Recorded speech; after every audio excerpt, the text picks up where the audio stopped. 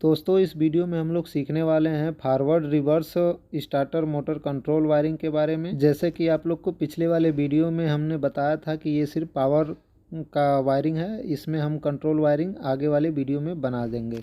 तो आइए control wiring शुरू करते हैं। सबसे पहले एमसीबी में हम यहाँ पे न्यूट्रल और फेस दे देते हैं। अब यहाँ से न्यूट्रल वायर को उठाएंगे और फॉरवर्ड कॉन्टेक्टर के एक A1 टर्मिनल या A2 टर्मिनल में इसे दे देंगे, एक कॉइल के किसी एक में। उसके बाद से हम यहीं से एक लूप उठाएंगे और उसके बाद रिवर्स कॉन्टेक्टर के एक टर्मिनल में कॉइल के दे देंगे। अब हमारा न्यूट्रल का काम कंप्लीट हो गया। अब सिर्फ फेस वायर को हमें वायरिंग करना है। तो अब हम एमसीबी से फेस वायर को उठाएंगे और ओवरलोड रिले के एनसी टर्मिनल पर लाकर एक पे इन कर देंगे। अब फिर ओवरलोड से एनसी आउटपुट लेंगे और एनसी पुश बटन पे जाकर के इन कर देंगे। फिर यहाँ से एनसी पुश बटन का आउटपुट लेंगे और फॉरवर्ड पुश बटन में ले जाकर के जोड़ देंगे एक टर्मिनल पर। फिर उसके बाद वहीं से लूप लेकर रिवर्स पुश बटन में भी एक टर्मिनल पर हम इसे जोड़ देंगे। एक बार और दोस्तों हम इसको समझ लेते हैं। यहाँ तक तो बिल्कुल हमारा नॉर्मल था। जैसे एमसीबी से फेस उठाया और ओवरलोड रिले के एनसी टर्मिनल में इनमें दे दिया। फिर इस ओवरलोड रिले से आउटपुट उठाया और पुश बटन जो है हमारा एनसी का, इसमें हमने इन कर दिया। फिर यहीं से आउटपुट उठाया और एनओ पुश बटन के फॉरवर्ड और रिवर्स दोनों में इन कर दिया।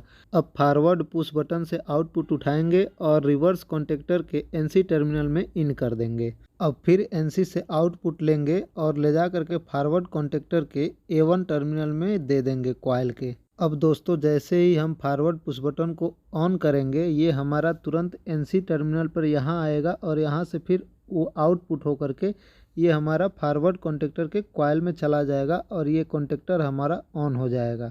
लेकिन जैसे ही हम पुश बटन को छोड़ेंगे ये हमारा फिर से बंद हो जाएगा। इसके लिए हमें होल्डिंग देना पड़ेगा इसे।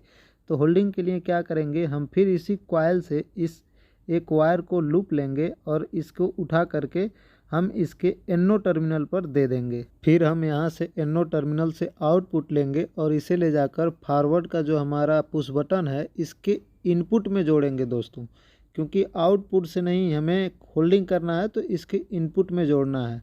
अब जैसे ही हम इस फॉरवर्ड पुश बटन को ऑन करेंगे ये हमारा कॉन्टेक्टर चालू ही रह जाएगा दोस्तों, क्योंकि हमारा ये जो कॉइल तक सप्लाई आ रही थी यहाँ से हमने क्या किया, उठाया और इसके NO में जोड़ दिया और फिर यहाँ NO से हमें आउटपुट मिला। ये कैसे मिला, जब ये हमारा कॉन्टेक्टर ऑन रहेगा तो ये NO NC बन जाएगा। तो यहाँ से हमारा सप्लाई उठेगा और ये फॉरवर्ड का जो हमारा पुश बटन है इसके इनपुट में जब हम जोड़ेंगे तो यहाँ से सप्लाई अब हमें यहाँ पास होता रहेगा और यहाँ से फिर वापस हमें कॉन्टेक्टर के कॉइल तक जाता रहेगा और ये ऑन रहेगा।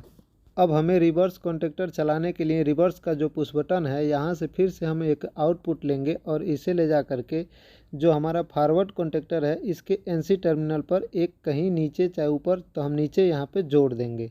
फिर उसके बाद क्या करेंगे, ये यहाँ से हम NC का एक आउटपुट लेंगे और हम रिवर्स कॉन्टेक्टर के A2 टर्मिनल यानी इसके कॉइल के जो हमारा A2 टर्मिनल बचा है इस पर हम इसे जोड़ देंगे। फिर हम यहीं से एक लूप उठाएंगे और लूप उठा करके इसके NO टर्मिनल पर जोड़ देंगे।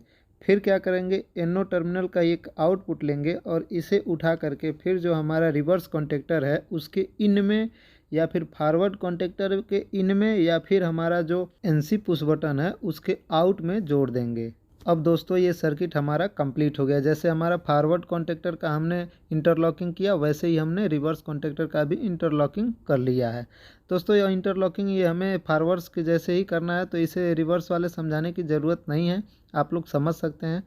तो अगर ये वीडियो आप लोग को अच्छा लगा हो तो वीडियो को लाइक कीजिए, चैनल को सब्सक्राइब कर लीजिए और बेल आइकन पर जाकर ऑल पर प्रेस कर दीजिए ताकि आने वाले हर वीडियो का नोटिफिकेशन आपको आसानी से मिलता रहे और आप भी ऐसे एनिमेशन वीडियो देख सकें। जय हिंद दोस्तों।